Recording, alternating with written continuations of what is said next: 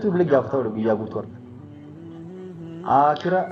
ما أنا نملي نموتي سين بيت لنا سين كلهم لقافة لي سفر كان سين بسني أول لقافة لي كونوا قبل تقول سين تناف نوم يسير أرجل لي أسكت تلاقي أسيد دبي أنا قلت مالي يجلس Nagaan isiniif haa ta'u akkam jirtanii fayyaa qabdanii ani fayyaan qaba galata rabbii egaa kabajamtoota hordoftoota koo egaa har'a wantoota baay'eetu na jala darbee isa dhugaa dubbachuudhaaf jechuudha waan baay'eetu na jala darbee wanti irratti hojjetamu wanti irratti dubbatamu waa baay'eetu na jala darbee garuu haa ta'u malee mooyyuu yeroo dhuma dhufettiin waan narraa sila waan dubbachuu qabu sana yookiin immoo waan gochuu qabu sana godha waan dhiisu miti jechuudha dubbachuu irraa dhiisu. waan irraa dhiisu miti maal isheet fakkaate Saidoon viidiyoo kilakisee jira akkuma beekamu argitanii namni baay'een irratti hojjetee jira skaadhiisaa garanaa waay jechaa jiran jechuudha haa ta'u malee jechuudha Saidoon balleessan qabu qubna garaan akka ilma namaa tokkotti sarpiraayizii ishiidhaa qopheessee jira sarpiraayizii ishii sana balleessee kan meeshaa jiru mana gurguratee bade isiidha jechuudha. Kanaaf iyyuu amma tan caraacartee gubattee maraattee utaaltee gidutaaltee olutaaltee waan fidu takka illee hin qabdu jechuudha. Isa dhugaa dubbachuudhaaf yoo ta'e olutaaltee gidutaaltee waan fidu takka illee hin qabdu. Akkuma beekamu amma boru dhuftee raawwattee waa tokko jechuun ishee hin hafu jechoota waan fedhee hojjettee yoo fakkaatee nutti hin mul'atin isa dhugaa isinitti dhaggeeffadha. Maaliif nuti amma warri jala deemnu kuni qalbiin teenya garuu hundatti nu jigdi. Gaafa inni tokko waan haaraa fide gara sanaatti nu jiddi gaafa inni tokko immoo waan haaraa fide gara sanaatti nu jiddi gara arginetti jiguu hin qabnu dhaabbatuu qabna jechuudha muktii yoo dhaabbata tolfate bareeda malee yoo garanaa garasitti rarraafame hin bareedu jechuudha fakkeenyaaf zaafii takka yoo baalli itti baay'ate irraa ciranii beektanii irraa ciranii raawwatanii akka isiin soloolattee bareeddee baatu tolchanii jechuudha yoo baalli itti baay'ate gaafa qilleensi wayii dhufe garanattis zambalishii godha garasittis zambalishii godha sababa kana ta'ee fi baala irraa jala irraa qamaqamanii raawwatanii akka isiin garanaa garasitti jallattee inja jallanne isii taasisan jechuudha soo nutis of jabeessuu qabna bakka jabaa bakka dhaabbata keenya jabeeffachuu qabna jechuudha karaa kamittiyyuu namni gaafa nuti asiif achi jallannu kan nu arganu dhaabbata keenya nu tilmaamuu dadhabu beektanii garamitti akka nuti jechaa jiru jechuudha. Soo egaa Saidoon akkuma beekamu makiinaa bitillee gurguree aayifoonii bitillee gurguree jechuudha. Gara biyyaa galuudhaaf jechaa jira jechuudha. Kanaafiyyuu hagalu maal mana ona keessaa maal godha? Sadguaa dubbachuudhaaf jechuudha. Maal godha mana ona keessaa hagalu? Ayyuu qophaa'inaan talakoo kun jaarsi kan kee jechuudha. Akkuma boosee maraattee gaggeessite sanatti deebi'ee sii dhufuudhaaf qophaa'ii zanaafataa jedhi faa godhe mana kee faa godhi ofii kan kee faa godhi deemi qayyadhu faa jedhu qayyata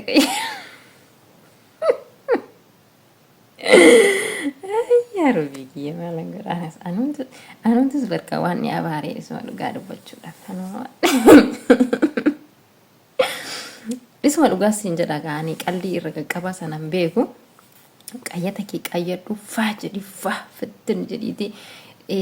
dibata waan adda addaa kana jechuudha faa jedhiiti gaafa abbaan manaa kee dhufe akkuma inni jaartii isaan isii daa'ima irraa fudhattee deemte sana akka inni yaadanne isa godhi malee hindee gowwaadhaati isa naanneessitti deebi'ee kana qalbiitti hin qabinati habiitti wantoota garaagaraa dibadhu gaafa dhattee bira rafuudhaaf jettu jechuudha maal goota yaara namni kana dhagee akka namni na dhagee namni dhagaa jira garuu rakkoon qabu dhaggeeffata isuma dhugaan isinitti makaa dhaggeeffadha warra abbaa manaa qabdan dhaggeeffadha jechuudha dhaggeeffadha har'a waanuma qiccitee jabdu takka isinii fidee dhufe abbaan manaa keessanii wanti inni ala ilaalchisu maaltu isinitti fakkaate dubartiin takka maal isinitti fakkaate abbaan manaa gaafa dhaqee hammatee maal jedhu kanaa of jajallisti beektanii takka bakka takka osuma miirri isa wajjin jiraachuu fedhu jechuudha osuma miirri isa wajjin jiraachuu fedhu of tuulu takka jira miti of tuulti jechuudha of hin tuulin abbaa manaa keerratti habiibti zanaa jedhi qabra jedhi dibadhu dhaqi bira taa'i yaaboo maa nama laalchista otoo ati mana jirtuu maa ala laala inni hayi maalati hin duute oduu ati jirtuu maaf ala laala isa dhugaas hin jedha oduu ati jirtuu maaf ala laala ala ilaalee zanaafataa jedhi abbaa manaa kee faa godhi maal abboo biyyoo nyaattu hinde maaltu hinde amma ayyuu ati akkana godhi sitti ni dhaggeeffadhu eessa amma TikTok irratti baatee iyyitu kanas dhiisi ga'a inni si ga'a jechuudha amma ayyuu gorsutti hin deebi'an ishee sun itti yine dadhabne deebi'i jedhanii kadhanne irra darbee intini fakkaata dhiisa tuffii fidaa jira jechuudha so deemteetti karaan duddan daanqoo isiidhaaf haa ta'u ilmaan oo taate namsee ishee amaaru akka hootii takkatu maal jedha haadha abbaa kootiiti erga dhugaa deemtee turtee jirti ilmoo jetti ilmoo mukarratti namaaf haa kennu jetti rabbi sii kenna taananii ilmoo carraa ishee guddatteetti ilmoo carraa ishee guddatti ilmoo mukarratti rabbi namaaf haa kennu ilmoo hin jibbinaa jetti isa dhugaa dubbachuudhaaf jechuudha hindi akkamitti akkoo ilmoon akkamitti mukarratti namaa kennamti hin jedhani yennaan daa'iminnatii sana daa'iminatiidha maal beektanii reeqa namni waan tokko jedhee namni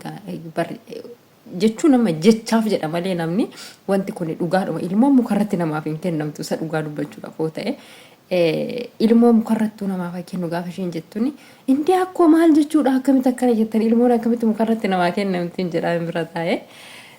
akkasidha ilmoon carraa ishee guddatti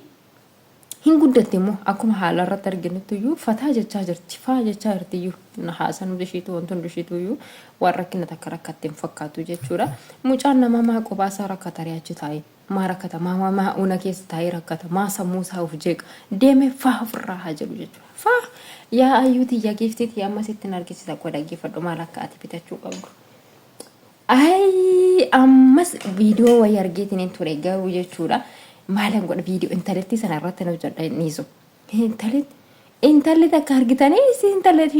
intala iPhone walqa iPhone immoo taayifoon immoo maal jedhan taayifoos immoo yaa qaagofta yesuusi maalan ta'e iPhone mamiti maqaan isii wantichi appilii isiniin jedha bakka appilii tifaadha bitee moo maal jechaa turte ol qaqqabdii waan ta'e isii kan maraan amma ayyuutti waa argisiisuu dhufee ayyuu amma gaafa abbaan manaa kee dhufe jechuudha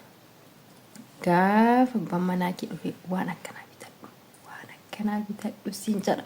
kuni abbaa manaa kee gaafa dhufe morma kee jala seenee yaan talabu yaa rabbi kiyyaa dhiisii morma kee jalaan ba'u isa dhugaa dubbachuudhaaf jechuudha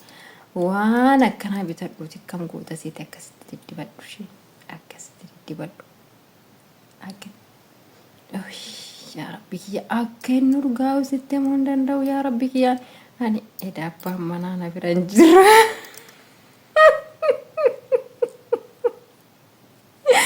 eda abbaan manaa na bira hin jira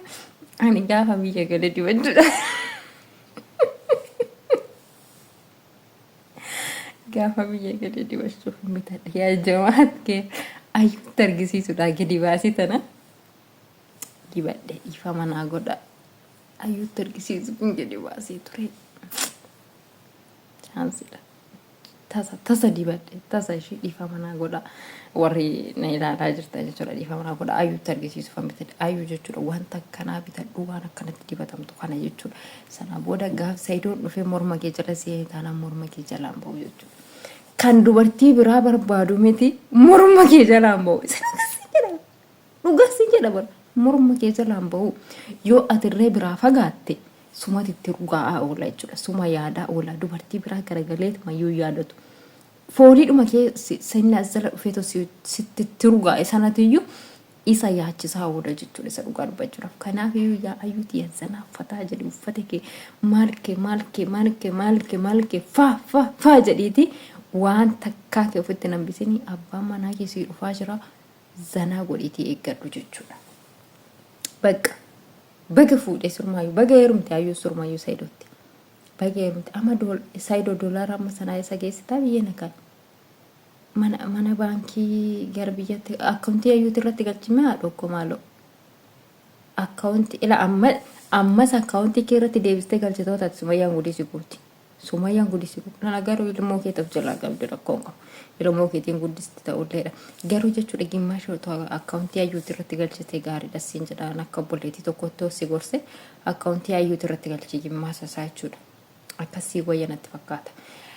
Kanada wayi baawaa inni isinitti taasee waa'ee mucayyitti irra deebi'eetan isinitti odeessa wanta isin hojjetaa turte isinitti odeessa har'a mana noolleen reefan dhufe ganaan odeessa ammallee kan chaanaala biraatiin dhufe isin odeessa ishinis chaanaala biraatiin dubbatte miti anis chaanaala biraatiin dhufe isin odeessa waa'ee kan sii jechuudha kanaaf namoonni haaraan akka carraa gara chaanaala kanaa dhuftan subscribe gochuudhaan maatii keenya ta'aadha warri subscribe gootanii jirtan immoo like share gochuudhaan nu jajjabeessaa kana hunda waan gootaniif